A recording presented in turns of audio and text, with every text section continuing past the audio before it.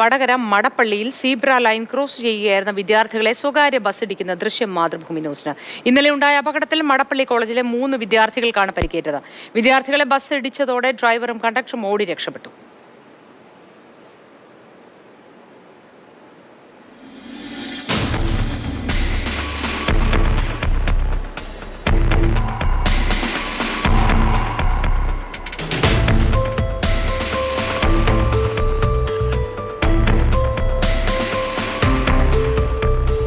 വിവരങ്ങളുമായി നയൻതാര ചേരുന്നു. നയൻതാര, ഈ ആദ്യമായി ചോദിക്കട്ടെ, പരിക്ക് പറ്റിയ കുട്ടികളുടെ പരിക്ക്, അവരുടെ ആരോഗ്യനില ഇപ്പോൾ എങ്ങനെയുണ്ട്? മാത്രമല്ല, ഈ സീബ്ര ലൈനിൽ നിർത്തി കൊടുക്കാതെ ഈ കുട്ടികളെ ബസ് തട്ടി എന്നതിന് തൊട്ടു പിന്നാലെ തന്നെ ഈ ജീവനക്കാരൊക്കെ ഓടി രക്ഷപ്പെടുകയാണല്ലോ ചെയ്തത്. ഇവർക്കെതിരെ എന്തെങ്കിലും നടപടി ഇതുവരെ ഉണ്ടായിട്ടുണ്ടോ? എന്താണ് അത് സംബന്ധിച്ച വിശദാംശങ്ങൾ? മോട്ടി, ഇന്നലെയാണ് ഈ ഒരു അപകടം സംഭവിക്കുന്നത്. വിദ്യാർത്ഥികൾ, മടപ്പള്ളി കോളേജിനടുത്താണ് ഈ ഒരു അപകടം സംഭവിക്കുന്നത്.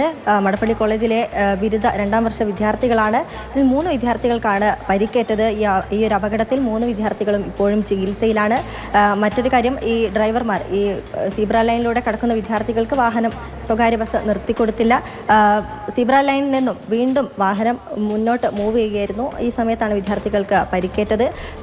ഈ സമയത്ത് കണ്ടക്ടറും ഡ്രൈവറും ഇറങ്ങി ഓടുകയായിരുന്നു. ആളുകൾ കൂടുന്നതിന് മുമ്പ് ഇവർ ഇറങ്ങി ഓടുകയായിരുന്നു. ദൃശ്യങ്ങളിൽ വ്യക്തമാണ്.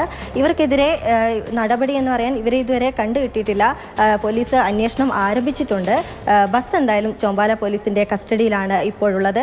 ദൃശ്യങ്ങളിൽ നമുക്ക് വ്യക്തമാണ്, ഒരു കൂട്ടം വിദ്യാർത്ഥികൾ കോളേജിൽ എക്സാം കഴിഞ്ഞതിന് ശേഷം ഈ സീബ്ര ലൈൻ മുറിച്ച് കടന്ന് തൊട്ട് മറുവശത്തേക്ക് കടക്കുകയായിരുന്നു. ഈ സമയത്താണ് വേഗതയിലെത്തിയ സ്വകാര്യ ബസ് വിദ്യാർത്ഥികളെ ഇടിച്ചു തെറിപ്പിച്ചത്.